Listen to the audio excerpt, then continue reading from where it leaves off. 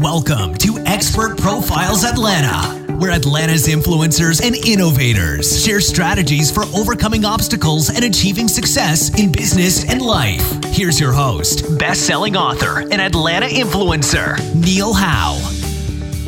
Hello and welcome to the show. This is your host, Neil Howe, and today my special guest is Pete Canalichio. He is an author, a brand expansion and licensing strategist, an expert witness and TEDx speaker. He founded Licensing Brands in 2009 after a distinguished career with Coca-Cola and Newell Rubbermaid. Before starting his business career, Pete attended the U.S. Naval Academy, where he earned a BS in physics. Pete went on to serve in the Navy as an award-winning aviator and instructor pilot, honing his leadership skills and decision-making skills as commander of a large multi-engine aircraft and 12-member crew during the height of the Cold War tensions. Pete has worked in more than 40 countries globally, and he is here today to talk about his book, amongst other things, Expand, Grow, Thrive, 5 proven steps to turn good brands into global brands through the LASSO Method. Welcome to the show, Pete. It's great to be on with you, Neil. Thanks so much. Well, that was a nice introduction there. You've done a lot in your career and you've put it all together in this book. So let's hear just a little bit more about yourself first. And you started with, you've got brand licensing expert. Tell us a little bit about that, and then we'll get into the book. Sure. I appreciate the opportunity. I will share quickly that after my career in the Navy, I went to the University of North Carolina and earned my MBA, and I actually started in finance. I was good at math, and so it seemed like a good fit, and worked in the Coca-Cola company system for 5 years doing financial analysis and actually treasury work, so borrowing money and exchanging foreign currencies. And about 5 years into it, I got a little bored crunching numbers, as they say, and I flipped over into the marketing side and really have enjoyed, understanding how brands are created, how they grow, and how they help consumers. And so that was the genesis for my opportunity to learn about brand expansion and extension via licensing when I joined the worldwide licensing group at the Coca-Cola company about 20 years ago. And so I've been involved in it ever since, and I'm happy to share more specific examples as we go along. Right. And Newell Rubbermaid, tell us a little bit about them. They're in the news in the last day or two. Yes, well, that was a wonderful opportunity for me because when I worked at the Coca-Cola company, the brand expansion work I was doing was in support of the company's global properties that they sponsored. So the Olympic Games and FIFA World Cup. And our goal there was to help memorialize a wonderful experience that a consumer or fan might have going to those events. We would work together with our partner licensees, manufacturers, in different categories. And that would help people be able to memorialize that event by buying our product. When I moved over to the Newell Rubbermaid company, I was asked to oversee the Rubbermaid brand on a global basis. And instead of kind of a supportive role in the sense of what we were doing at Coca-Cola, this was much more of an important strategic role, which we used licensing partners for. The way we did that was we looked at the brand and said, where should the brand be? What categories should the brand be in? And after research, we found that we had permission to be in a number of different categories. And then we looked at those categories and said, how many of those actually reinforce our brand's position about helping moms stay organized and keep her things stored properly? And when we got that subset, that was the business units that we went after. And so we found partners who were as good at what they did in the categories that we chose to license as we were in the things that we chose to manufacture and or source. And so it was a really beautiful partnership in the sense that all of us came together. The company was responsible for presenting the brand to the consumers and to the industry and building the brand's equity.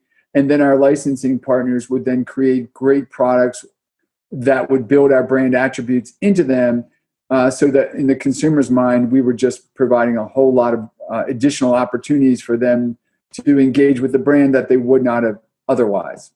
Mm. And then you started the brand licensing company? Right. So in 2009, literally like 9 years ago to the week, I launched my company, Licensing Brands Inc. And the reason I chose to do that was I had learned while I was at Newell Rubbermaid that there were many companies who we would approach who had no idea what I was talking about when I would tell them that we were going to extend the Rubbermaid brand or expand the Rubbermaid brand into their category via licensing. They didn't have any familiarity with the term, and most of the time they thought I was talking about sourcing. So I would start to explain to them what the differences were, and then the light bulb would go off. And so I realized there was a tremendous number of companies out there, both brand owners and companies who could benefit from partnering with brands that had no idea what this industry was about, that helped connect brands with manufacturers to create products that consumers love. And so I knew that if I could help spread that word, then there would be many, many more products in the marketplace that consumers would buy because they liked the kind of product it was and they trusted the brand. And so that was the genesis for creating my company, Licensing Brands Inc., back in 2009. Mm. So you've got all this experience now with all these companies and you have a problem. What made you decide to write the book, Expand, Grow, Thrive? Well, that's a great question. And where it came from was when I was starting my company, I knew that I knew a fair bit about what I was going to be helping companies with, but I knew there were a lot more industry leaders, thought leaders out there that I could benefit from. And so in addition to maybe meeting these folks at conferences or expos, I thought surely there's some that have written wonderful books about our discipline and could weave stories like the way that Michael Lewis does or Malcolm Gladwell does, that I could glean from and that I could be a better trusted advisor to my clients. Well, unfortunately, that was not the case. There were a few how-to books like how to take your invention to the marketplace or licensing for dummies. And there were also some really technical books written by attorneys that were beneficial to other attorneys. But there were no books like what I was talking about, which was the great stories of how the NFL or Disney or Star Wars or Harley Davidson or Coca-Cola engage with consumers, engage with fans in multiple categories other than their core category through licensing. And so the more I thought about it, I thought, shoot, this is something that we really, really need, both in the industry, those who are in it but don't really have a great level of understanding of what they're involved with, and for all those outside the industry who have no idea that this industry exists. Mm-hmm. And so for that reason, I said, okay, maybe I'm the person to write this, but let me get qualified first. Right. So what kind of companies do you work with now, and what problems are they having that the book will help solve? So I work with both large companies with well-known brands and with smaller companies that would benefit from licensing in those brands. And so, I've worked with the Coca-Cola company since leaving them on let's see, how many? The Vancouver Olympic Games, the Sochi Olympic Games, and a little bit even on Athens and on Torino. So they've come back to me and said, you were great at helping us engage consumers at the Olympics. Continue to do so. And that's been wonderful. It's great to work with a brand as well known as Coca-Cola. But then, I've worked with small companies who've said, you know what, I've got this phenomenal product, but I can't get the reach without brand recognition. Can you help me acquire a brand that can do that? And right now I'm working with a client in the coffee space, and we're looking at helping one of the major brands potentially extend into a new category there. And hopefully soon it'll be in the marketplace and we can talk all about it. And then I also provide help to clients who sometimes need expert witnesses to help them as they figure out whether or not they have a position that they need to take regarding a potential licensing arrangement. And so I would say the book, what I believe is the real promise of it, is this whole idea that if you expand your brand properly, then you can help grow your company holistically. And that growth will be sustainable growth. And then ultimately you'll delight your consumers, you'll make your partners happy, financially profitable, and ultimately you will thrive. And so that's where the name Expand, Grow, Thrive came from. Mm-hmm. Now, as far as branding goes, why is it important for a company to use branding like that in their marketing rather than have just a direct response campaign? Well, branding is so important. The way I like to talk about branding is like the way that two people engage in a friendship. And if you think about it, you might meet somebody, but you may even be told their name when you meet them, but shortly thereafter you forget their name. It's not that you didn't try to remember it, but it escapes you. And so maybe a second time around you meet them again and you either ask them to tell you their name or somebody else reintroduces you, and then you start to learn their name. And then over time you may start to engage with them, meet them for coffee, and you have a pleasant experience. And so you say, look, I want to meet them some more and maybe do some activities. And you start to, build a friendship and a loyalty. And then ultimately you want to do things with them more and more frequently because you have so many things in common. That's the way we engage with brands. And so what happens is for consumers, when they know a brand and they can trust a brand, it helps in the decision-making process. It eliminates risk. So, for example, I'm a young father. I have young children. One of my children has a fever, and she's a young age. Maybe she's 3 or 4 years old, and I want to give her some relief. I go into a drugstore and I look for what? A generic brand? Or no, I look for a brand I know and trust, right? Because I'm not going to risk my daughter's health on potentially a small fractional savings in the price of the two products. And so that's an example. And what I like to tell consumers is the value of a brand is the premium you'll pay over a generic version for the comfort, the confidence, and elimination of risk that you get when you buy that brand you know. So the subtitle talks about your LASSO method. Tell us a little bit about that.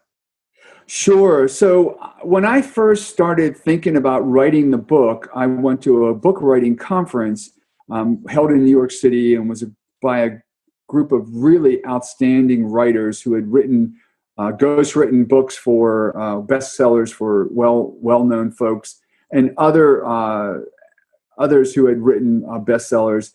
And through that process, they helped me think about, what was the name of the title of the book I would want to write. And I kept thinking about what I was trying to accomplish. And, the visualization I kept having was this idea of lassoing a brand, like a manufacturer or service provider could lasso this great brand, and then they could take their high innovation to the masses. And so keeping that in mind, a gentleman named Mark DeSoma, who's a brand strategist out of New Zealand, he and I partnered with creating this LASSO model and this LASSO method. And the LASSO model says the term L stands for lateral, from category to category. Addictive is self-defining, but how addictive is the brand? Storied the same way. How rich in story is it? scalable being how much can your brand scale? So is it as scalable as FIFA World Cup, which is globally known, or like Coca-Cola, or is it much more limited to a local area, a local region? And then finally, ownable. We all know that in order to be able to, or many of us know that in order to be able to extend a brand or expand a brand via licensing, you have to own the trademark, you have to own the other intellectual property. But how much do you give permission to your business partners or the consumers to own the brand? And what I mean by that is, are you dealing with open software or is it closed software? Do you listen to the consumer and then modify based on the consumer's response, or do you kind of go your own way? And so that's the ownable. And through this model, what we've done is we've been able to determine using an algorithm and a series of detailed questions how optimally expanded a brand is. And so if you go through that process, whether you use the algorithm or not, you can determine my brand is under-optimized, under-expanded, not at the point where it's optimally expanded. It's optimally expanded, or even if it's overexpanded. And overexpanded is just as bad as underexpanded, because what we want to be able to do is create a universe for consumers to go in when they want to, stay as long as they want to, and leave when they want to, and feel like they are in the place they want to be engaging with your brand. And so the more touch points we can provide, the better experience we can create. A gentleman named Simon Waters, who is the general manager for Hasbro Consumer Products, says, through licensing, we take consumers on a journey. And the reason he can say that is because they've expanded their well-known brands into a series of different categories, including experiences, apparel, obviously toys. And so every time the consumer gets to see another branded product, that's another way for them to connect with the brand in that brand universe that they've created. So let's just break down each one of those 5 points that you mentioned briefly. Talk to us about the lateral part, and what does that mean? So the lateral part talks about how can a brand move from category to category. And so we talk about an expansion point. And so an expansion point is that one point of connection between the brand and the consumer. And so for some brands, that's a very literal or physical expansion. So I like to say, for example, the M&M Mars Company, they make really wonderful product, confectionery products for the globe. And people who eat those products know that they're delicious. And so therefore, they would buy likely, or at least would try, another product created by M&M Mars. But because of the way that they've expanded or extended their brands, they are really based on the category itself. Whereas another brand, for example, let's take, for example, the Virgin brand. Virgin is about an emotion, right? It's an emotive brand. It's about a feeling of a little bit of a rebellious nature or irreverence. And so for that reason, if they use that expansion point, they can go into all these different categories that have an element of that. And so as a consumer, if I feel connected to the Virgin brand, I will buy a whole different series of different products that may not look connected in any other way. And so when we look at the lateral brand, we say, what is the brand's expansion point? Is it an emotive expansion point, or is it a literal or a physical expansion point? And then we can then determine, okay, if it's emotive, we can move from category to category around that emotion. And so that's the way we look at it and say, okay, is your brand, constricted, or is it actually quite willing and able to expand laterally from category to category, and you've just not done it yet? Mm-hmm. And addictive, like you said, seems pretty self-explanatory, but what kind of addictions are we talking about? So I love to use the example here with Pokemon Go, because whether you've played the game or not, almost everybody on the planet knows about it. And they know about it because the game became so addictive that there had to be warnings put up for people to protect themselves when they were playing. And the genesis of it was the Pokemon company, or the company that created Pokemon, they started even before. I think there was maybe a television show, but right after that, they got into trading cards, and they made billions of them. And then there was a company called Ionic Labs who had ventured into augmented reality. And they had actually had their own game, which was also successful. So you had a successful brand and successful technology, and they decided to come together. And in this case, I like to talk about when you bring a great brand with a great product or service, 1 and 1 equals 3, 4, or 5. Well, in the case of Pokemon Go, 1 and 1 equaled like 35, right? It was incredible, the addictiveness of this product. I mean, people who went in, they knew exactly what they were going to get, and they were delighted by the experience, and they kept wanting to come back, and they didn't want to disengage from it. That's the kind of addiction that we're talking about that makes a brand very expandable.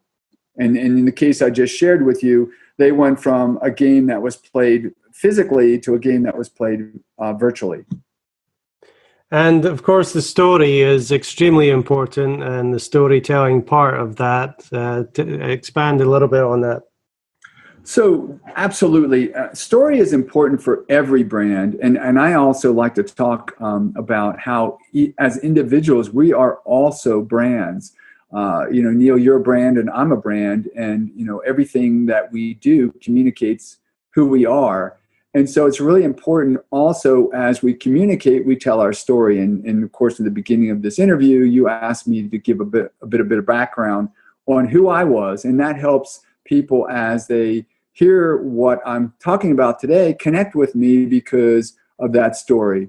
And so as lover of brands, we get engrossed, engaged, and enthralled by stories, whether it's, the Star Wars story, whether it's the Levi Strauss story, whether it's the NFL story, the FIFA World Cup story. These stories are, rooted in richness and complexity. And so it's very, very important because if we look at as individuals, there's a lot of research done on this, but, dating back to prehistoric times, man is communicated by stories. And if you recall when you were a young child, there's a likelihood that maybe a parent or an elder sibling or maybe a relative spoke to you in story. And it was one of the best ways to learn. And of course, those of us who pick up a book and read it, we find that we are engaged much more at a deeper level when there's a story being told versus just the sharing of information. And truthfully, that's why one of the main reasons why I built so many anecdotes and stories into Expand, Grow, Thrive, because I knew that I was talking about maybe sometimes complex information or material. And by telling stories, I could help the reader better understand. And so we know that's an important component of every brand. And so the more rich in story your brand is, the more ability you have to be able to expand it. Yeah, everybody loves a good story, and it usually teaches a good lesson as well. So stories are extremely important. And then we've got Scalable. Right. So Scalable is very important because if your brand is limited in its scale, then you may be able to saturate the market that you're in, but your market is limited. And so, I use the example with FIFA World Cup because, outside of the United States, everyone knows the game of soccer as football. And it is the most well-known and well-played and well-watched sport on the planet. And so that is a brand that has been able to scale everywhere. And similarly, I use the example with the Coca-Cola brand because Coca-Cola is in almost every country on the planet as well. And it is enjoyed by consumers, many of whom believe that Coca-Cola actually started in their own country. They have no idea where it came from. And that's just fine. But if your brand is limited in its ability to scale because of technology or because of awareness or because of culture or adaptability, then you are limiting the number of consumers or fans who can touch your brand. And so the more your brand can scale or the more your brand is scalable, then the better chance you are to have it to be able to expand into new categories and to be successful. Right. And finally, we've got Ownable. Now, you touched on it a little bit earlier, but what does Ownable really mean? So Ownable, what it really means is the idea that the ownership of the brand goes beyond the brand owner. So let me say that a different way, and let's think about it. I love to use the example of the CrossFit brand. I've never participated in CrossFit, but from those who I have engaged with, who participated in it, they are rabid fans. They love to be able to stay physically fit using CrossFit. And the owner of the CrossFit brand at the time, and this was about 20 years ago, he said to himself, I imagine, I can grow this thing slowly, or I can grow it quickly. If I'm willing to give up a little bit of ownership, and I put that word in quotations, then I can grow it more quickly. And the way that he did it was that he allowed people who were interested in becoming certified as CrossFit owners to take a weekend course. So literally in the span of a 2 or 3 day weekend, they could become what they called at the time certified at a level 1. And once you were certified, then you had the ability to be able to get access to the brand. And I should tell you, at the time, I think the cost of the course cost $1,000.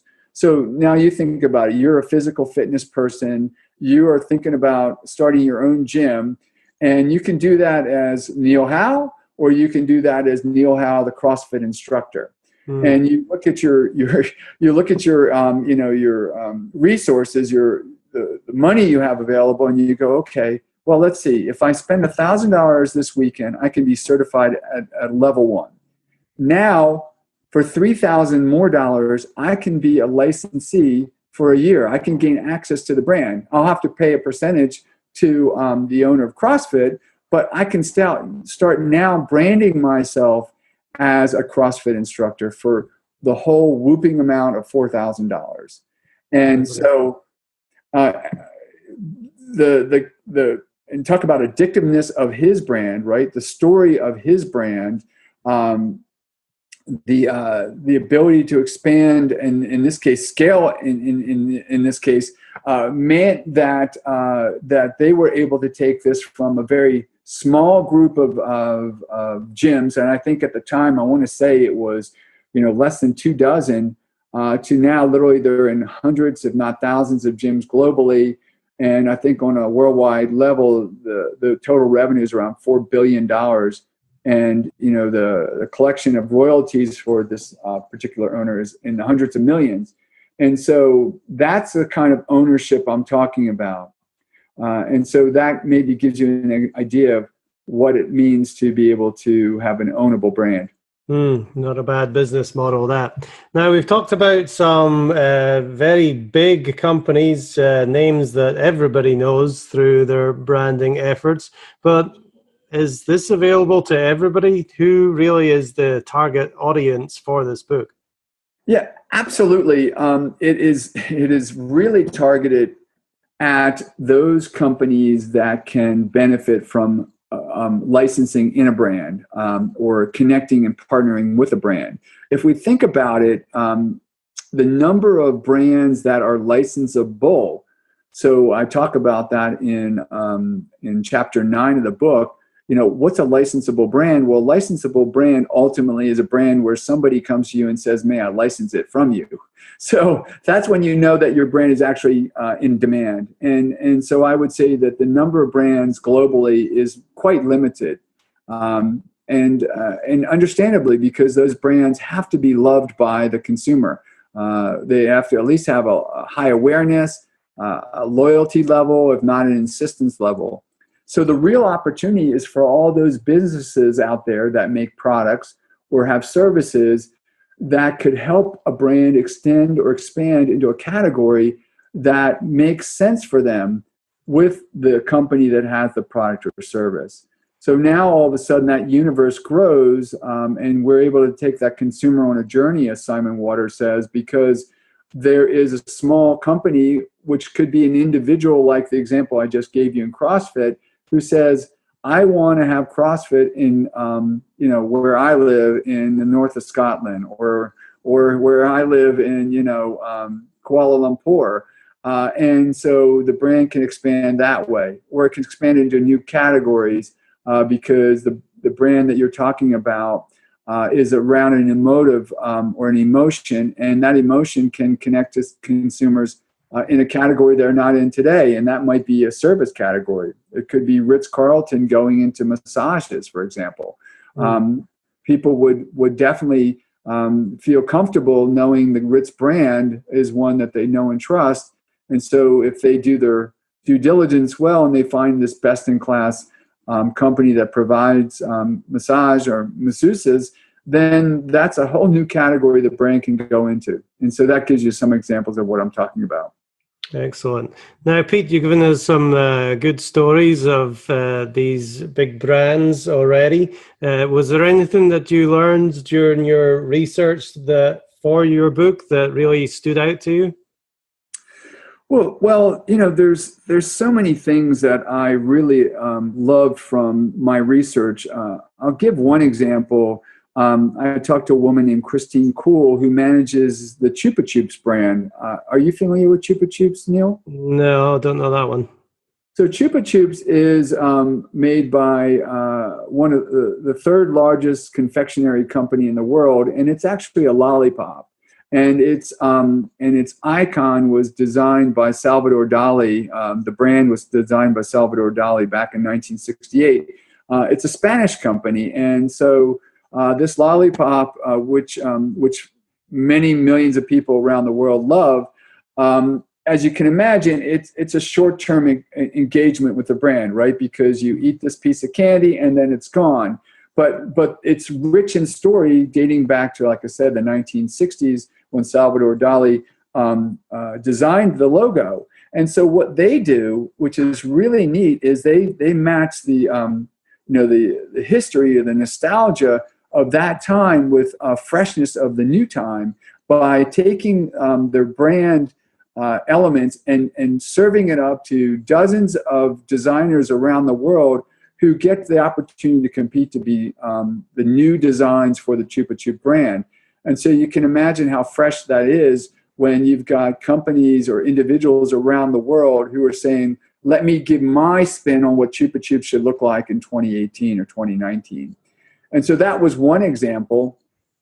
Another one that I really loved was around the idea, and I talked to a gentleman named Rick White who managed Major League Baseball properties about 25 years ago. And when he started to do that, all these baseball teams in the United States were doing their own thing as it related to licensed merchandise.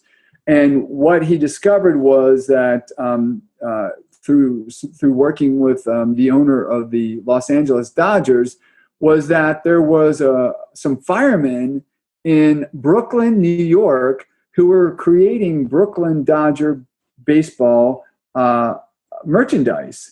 And so this owner said to Rick, hey, what's going on? What are they doing creating Brooklyn Dodger merchandise? I own the Dodger brand. And he said, well, you own the LA Dodger brand, but you've never actually trademarked the Brooklyn Dodger brand. And if you don't create products and conduct interstate commerce, then you're not going to have any rights to that.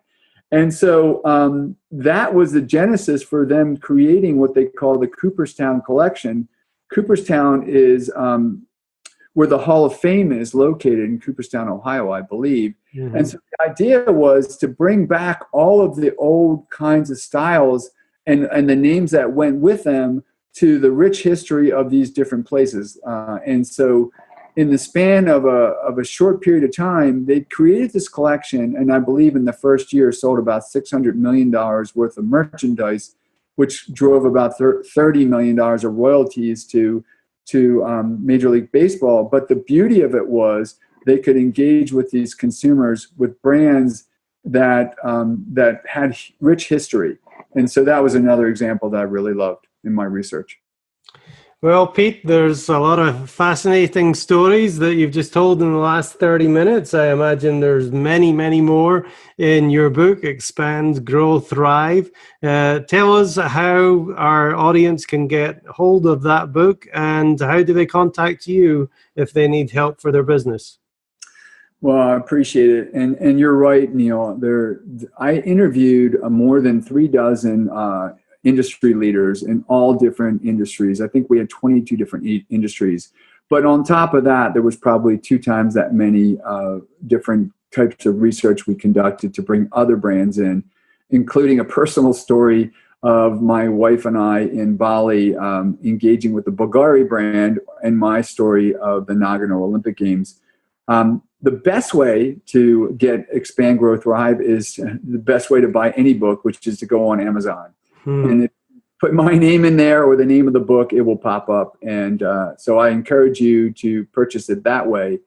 But the best way to get a hold of me, I made it really easy, is just put PeteCanalichio.com into your browser, and you will find my website as well. So. But if nothing else, just search on Expand, Grow, Thrive or on my name, and you should be able to find me pretty easily. Excellent. Well, Pete Canalichio, thank you very much for being my guest on Expert Profiles Atlanta. We've enjoyed having you. Like I said, fascinating stories, great to listen to, and I'm looking forward to reading that book. Well, thank you so much, Neil. This was really a pleasure, and I look forward to the next opportunity to get together with you. All right, and to our listening audience, if you like what you hear, hit that like button and share. We'll see you next time on the show. Thank you for listening to Expert Profiles Atlanta with Neil Howe. To learn more about the resources in the show or to listen to past episodes, visit expertprofilesatlanta.com.